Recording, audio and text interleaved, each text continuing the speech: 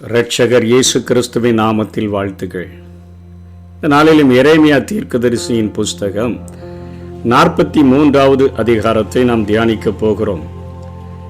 நேற்றைய தினத்தில் பார்த்தது போல யோகன்னானும் ஓசாயாவின் குமாரனாகிய அசரியாவும் அகங்காரிகளான எல்லா மனுஷரும் தங்கள் மனதில் எப்படியும் எகிப்திற்கு போய்விட வேண்டும் என்ற தீர்மானத்தை 100க்கு 100 எடுத்துவிட்டு ஆண்டவர் அவர் என்ன சொன்னாலும் நாங்கள் கீழ்ப்படிவோன்னு சொல்லி எரேமியாவை கொஞ்சம் விசாரித்து சொல் என்று சொன்ன பொழுது எரேமியா சொல்லுகிறார், நீங்கள் இங்கே தரித்திருந்தா உங்களை அவர் கட்டுவேன்னு சொல்லுகிறார், நாட்டுவேன் என்று சொல்லுகிறார், பிடுங்க மாட்டேன் இடிக்க மாட்டேன் என்று ஆண்டவர் சொல்லுகிறார் என்று சொல்லி ஆண்டவருடைய மனதுருக்கத்தை காண்பித்த போதிலும் அவர்கள், நீ பொய் சொல்லுகிறாய் எரேமியாவே, உன்னை பாரு தூண்டி விடுகிறதுனால நீ பொய் சொல்லுகிறாய் என்று சொல்லி அவர்கள் அங்கே எருசலேமில் மீதியாயிருந்த எல்லா புருஷரையும் ஸ்திரீகளையும் குழந்தைகளையும் ராஜாவின் குமாரத்திகளையும் கெதலியாவினுடைய கரங்களில நேபுசரதான் விட்டுட்டு போன எல்லா ஆத்துமாக்களையும் தீர்க்கதரிசியாகிய எரேமியாவையும் நேரியாவின் குமாரனாகிய பாருக்கையும் சேர்த்து கொண்டு அவங்க கூட்டிக் கொண்டு அங்கே எகிப்திற்கு போக அவர்கள் எத்தனித்து தக்பானசேஸ் என்கிற அந்த எகிப்தின் பட்டணத்தில் ஒன்றில் அவர்கள் வந்து அங்கே கேம்ப் போட்டு ஒரு அகதிகளாக அங்கே குடியேறுகிறதை நாம் பார்க்கிறோம். அந்த நேரத்தில் தக்பானசேஸுக்கு போன போது ஆண்டவருடைய வார்த்தை எரேமியாவுக்கு உண்டாகி, உன் கையில் ஒரு பெரிய கற்களை எடுத்துட்டு நீ போய் எல்லா ஜனங்களுக்கு முன்பாக பார்வோனுடைய அரண்மனையின் ஒளிமுக வாசல்ல ஒரு சூளை இருக்குது, அந்த சூளையில காணப்படுகிற களிமண்ணில் போய் அந்த கற்களை புதைத்து வை, அவங்கள பார்த்து சொல்லு, என் ஊழியக்காரனாகிய நேபுகாத் நேச்சார் என்கிற பாபிலோனிய ராஜ்யாவை நான் அவங்கள அழைத்து அனுப்பி நான் புதைப்பித்த இந்த கற்களின் மேல அவனுடைய சிங்காசனத்தை ஸ்தாபிப்பேன், அவன் தன் ராஜ கூடாரத்தை அவைகளின் மேல விரிப்பான். ஏதோ அஸ்திபாரம் நேபுகாத் நேச்சாருக்கு போட்டது போன்ற ஒரு செய்முறையை இங்கே எரேமியா செய்து காட்டுகிறதை பார்க்கிறோம். அவன் வந்து எகிப்து தேசத்தை அழிப்பான், சாவுக்கு ஏதுவானவன் சாவுக்கும், சிறையிருப்புக்கு ஏதுவானவன் சிறையிருப்புக்கும், பட்டயத்துக்கு ஏதுவானவன் பட்டயத்துக்கும் உள்ளாவான். நான் எகிப்தில் உள்ள தேவர்களுடைய கோயில்கள் எல்லாம் அக்கினினால நான் கொளுத்தி போட்டுருவேன். அவர்கள் அந்த சூரிய கடவுளை வழிபடுகிறவர்களாக இருந்தார்கள். பெத்சிமேஸ் அப்படின்னு சொல்லுகிற அந்த கடவுளுக்கு கோயில்களை கட்டி ஒரு பளிங்காலான பலிபிடத்தெல்லாம் அவர்கள் கட்டி வைத்திருந்தார்கள். அவைகளை எல்லாமே அவன் நேபுகாத் நேச்சாரை கொண்டு அக்கினியினால நான் சுட்டு போடுவேன் என்று இங்கே சேனைகளின் கர்த்தர் சொல்லுகிறார் என்று சொல்லி இந்த அதிகாரம் முடிவடைகிறதை நாம் பார்க்கிறோம். எகிப்தின் வாசல்ல யோகனானுக்கும் அவனோடு கூட சேர்ந்த ஜனங்களுக்கும் ஒரு மிகப்பெரிய எச்சரிப்பை அங்கே எரேமியாவின் மூலமாக ஆண்டவர் கொடுக்கிறதை பார்க்கிறோம். 2 அத்திப்பழ கூடைகளை பார்த்து காண்பித்தாரே, அதிலே 1 நல்ல பழங்கள், அவைகளெல்லாம் அங்கே பாபிலோன் தேசத்திற்கு கடந்து சென்று விட்டது. அந்த எகிப்தின் பாவ அடிமைத்தன வாழ்க்கைக்கு திரும்பி சென்ற ஜனங்கள் எகிப்திலே குடியேறினதை இது காட்டக்கூடியதாக இவைகள் இருக்கின்றதை நம்ம பார்க்கிறோம்.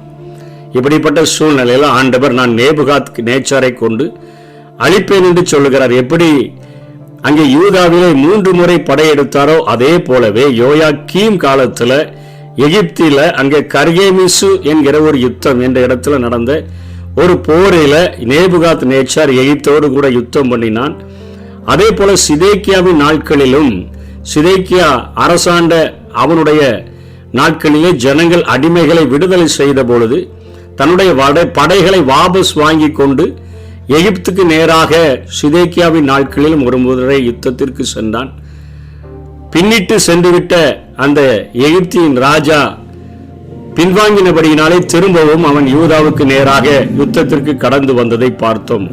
கடைசியாக கிமு 568 அவன் எகிப்தின் மேல படையெடுத்து அது முழுவதையும் அவன் கைப்பற்றின பொழுது பாபிலோன் தேசமானது வல்லரசாக அது மாற்றப்பட்டு விட்டது. எசேக்கியேல் 29ஆம் அதிகாரம் 19ஆம் வசனத்தில் எசேக்கியேல் தீர்க்கதரிசி இவருடைய சமகாலத்தில் வாழ்ந்த அவர் சொல்லுகிறதை பார்க்கிறோம். எசேக்கியேல் 29ஆம் அதிகாரம் 19ஆம் வசனம், ஆகையால் கர்த்தராகிய ஆண்டவர் சொல்லுகிறது என்னவென்றால், இதோ நான் பாபிலோன் ராஜாவாகிய நேபுகாத் நேச்சாருக்கு எகிப்து தேசத்தை கொடுக்கிறேன். அவன் அதன் ஏராளமான ஜனத்தை சிறைபிடித்து அதன் ஆஸ்தியை சூறையாடி அதன் கொள்ளை பொருளை எடுத்துக் கொள்வான். இது அவனுடைய சேனைக்கு கூலியாய் இருக்கும் என்று சொல்லி அவன் அதிலே செய்த வேலைக்கு எகிப்து தேசத்தை நான் அவனுக்கு கூலியாக கொடுத்தேன் என்று சொல்லி ஆண்டவர் எகிப்து தேசத்தை நேபுகாத் நேச்சார் வெற்றி பெறும்படியான காரியத்தை நான் ஏற்படுத்தினேன் என்று சொல்லி அதே போல ஆண்டவர் அங்கே கொடுத்து விட்டதை பார்க்கிறோம்.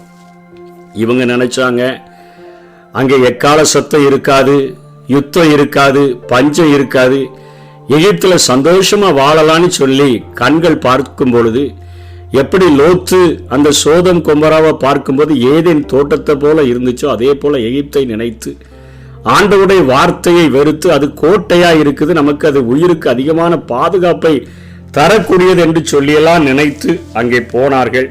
அங்கே அவர்கள் நேபுகாத் நேச்சாரினால அழிக்கப்பட்டதை நாம் பார்க்கிறோம். தேவனை அடைக்கலமாக கொள்ளாத மனிதர் அடைக்கலம் தேடும் கூடாரம் எல்லாம் நிச்சயமாக பிடுங்கப்படும் என்கிற காரியத்தை இந்த செய்தியின் மூலமாக நாம் அறிந்து கொள்ள முடியும். ஒருவேளை தேவ அடைக்கலமே இல்லாம கோட்டைகள் ஒரு பெரிய இரும்பினால் ஆனவைகளாக இருந்தாலும் தேவன் அந்த இடத்துல வந்து இறங்கி வரும் பொழுது அந்த இரும்பாலான கோட்டைகள் கூட உருகி போய்விடும். ஆனால் ஆண்டவருடைய சிறகுக்குள்ளாக நம்ம அடைக்கலம் புகுந்தோன்னு சொன்னார் எந்த ஒரு ஆபத்தும் அது நம்மை அணுகப் போவதில்லை என்பதை நம்ம நிச்சயமாக நாம் வேதத்தின் மூலமாக கற்றுக்கொள்ள முடியும். யோவானுடைய வாழ்க்கையில வலைகளை பழுது பார்த்து கொண்டிருந்த நேரத்தில் ஆண்டவராகிய இயேசு கிறிஸ்து அவனை அழைத்து ஊழியத்திற்கென்று ஏற்படுத்தினார். கல்வாரி சிலுவையில் அந்த 3 மணி நேரம் வேதனைப்பட்டு 7 வார்த்தைகளை பேசும் பொழுது தன்னுடைய குடும்பத்தில் தன் தாயின் பொறுப்பை அந்த யோவான் இடத்துல தான் ஆண்டவர் ஒப்பு கொடுத்தார். அப்படிப்பட்ட யோவான் அவன் கடைசி நாட்களிலே கிறிஸ்தவ விரோதிகளினால நல்லா கொதிக்கிற எண்ணெய் சட்டிக்குள்ளாக தூக்கி போடப்பட்ட பொழுதும் எண்ணெய் சட்டியில எழும்பி நின்று பிரசங்கம் பண்ணினதுனால இவனை எப்படியும் அழிக்க முடியாது என்று சொல்லி அவனை பத்ம தீவுக்கு நாடு கடத்தி விட்ட அந்த நேரத்தில் அந்த பத்ம தீவில் ஒவ்வொரு மனிதர்கள் ஒவ்வொருவரும் தனித்தனியாக விடப்பட்டு யாரும் பக்கத்தில் இருக்க மாட்டாங்க, உதவிக்கு யாருமே இருக்க மாட்டாங்க. கல்லுடைக்கணும். அந்த பத்ம தீவில் கல்லுடைக்கிற சத்தங்கள் மாத்திரம்தான் கேட்டுக்கொண்டு இருக்கும். அடிக்கடி குதிரைகள் வருகிற சத்தம் கேட்கும். வந்தால் அதில் இராணுவத்திலிருந்து வந்து அவர்களுக்கு தேவையான சாப்பாடை கொடுத்துட்டு போவாங்க. மற்ற யார்கிட்ட எந்த பிரச்சனையும் அவங்க சொல்ல முடியாது. அவங்க கஷ்ட நஷ்டத்தை பகிர்ந்து கொள்ளுகிறதுக்கு யாரும் இருக்க மாட்டாங்க. அப்படி தனித்து விடப்பட்ட அந்த நேரத்தில் வலையை பழுது பார்த்து கொண்டிருந்த யோவானை ஊழியத்திற்கென்று அழைத்த அந்த ஆண்டவர் உயிர்த்தெழுந்த கிறிஸ்துவாக அங்கே வெளிப்படுத்தல் 1ஆம் அதிகாரம் 8ஆம் வசனத்தில் ஆண்டவர் பேசுகிறதை நாம் பார்க்கிறோம். நான் அல்பாவும் ஒமேகாவுமா நான் இருக்கிறேன் என்று சொல்லி ஆண்டவர் அங்கே யோவானிடத்தில் பேசுகிறார். I am the Alpha and the Omega, says the Lord God, who is and who was and who is to come, the Almighty என்று சொல்லி ஆண்டவர் அங்கே பேசுகிறதை பார்க்கிறோம். அதனை தொடர்ந்து ஆண்டவர் பார்த்த மாத்திரத்தில் யோவான் செத்தவனை போல விழுந்து கிடக்கிறான். 17ஆம் வசனத்தில் When I saw him, I fell at his feet as though dead. Then they placed his right hand on me and said, Do not be afraid. I am the first and the last. I am the living one. I was dead, and behold, I am alive forever and ever. And I hold the keys of death and Hades என்று சொல்லி உயிர்த்தெழுந்த கிறிஸ்துவாக ராஜாதி ராஜாவாக வந்திருக்கிற ஆண்டவர், உன் வாழ்க்கையினுடைய தொடக்கமும் நாதான், உன்னை அழைத்ததும் நாதான், உன்னுடைய வாழ்வின் முடிவு வரையந்தமும் உன்னை நடத்துகிறதும் நாதான். சகல நாட்களிலும் நான் உன் கூடவே நான் இருக்கிறேன், சதா காலங்களிலும் உயிரோடு இருக்கிற நான் உன்னை பார்த்து கொள்ளுவேன் என்று சொல்லி செத்தவனை போல விழுந்து கிடந்த அந்த யோவான் மேல தன்னுடைய வலது கையை வச்சு அவனை தூக்கி எடுத்து அவனோடு கூட பேசுகிறதை பார்க்கிறோம். யோவானே, மரணத்துக்குரிய சாவியே நான் தான் வச்சிருக்கிறேன், நீ அங்க போனாலும் உன்னை நான் கொண்டு வந்துடுவேன், பாதாளத்துக்கு போனாலும் உன்னை அங்கிருந்து நான் சிறையாக்கி பரதேசிக்கு கொண்டு போயிடுவேன். அதுக்கு பின்பாக நித்திய காலமாக என்னோடு கூட வாழ்கிற வாழ்க்கை வரையிலும் நான் தான் உன்னை நடத்த போகிறேன்ப்பா. இந்த உலகத்துல சாத்தான் டிஸ்கரேஜ் என்கிற ஆயுதத்தை பயன்படுத்தி அநேக நேரங்கள்ல அவன் உன்னை தாக்கி உன்னை சோர்ந்து போகிறதற்கு வைக்கலாம். ஆனா உன்னை அழைத்தவர், உனக்குள்ளாய் விசுவாசத்தை துவக்கினவர், அதை நான் கிறிஸ்துவின் நாள் பரியந்தமும் முடிய நடத்தி வருகிறவராக, முற்றுமுடிய ரட்சிக்க வல்லமை உடையவராக, சதா காலங்களிலும் உயிரோடு இருக்கிறவராக நான் இருக்கிறேன், நீ சோர்ந்து போக வேண்டிய தேவையில்லை என்று சொல்லி தன்னுடைய பாதுகாப்பை அந்த தனிமையில கடந்த அந்த பத்ம தீவில் இருந்த யோவானை தேற்றினாரே அதே ஆண்டவர் தான் இன்றைக்கு நம்ம எப்படிப்பட்ட ஒரு சூழ்நிலையில வைக்கப்பட்டிருந்தாலும் தேவ சித்தத்தின் மைய பகுதியில் இருந்தோன்னு சொன்னா, அவருடைய சிறகடியில அடைக்கலம் புகுந்து கொண்டோன்னு சொன்னா, நிச்சயமாக ஆண்டவர் நம்மை பாதுகாக்க முடியும்.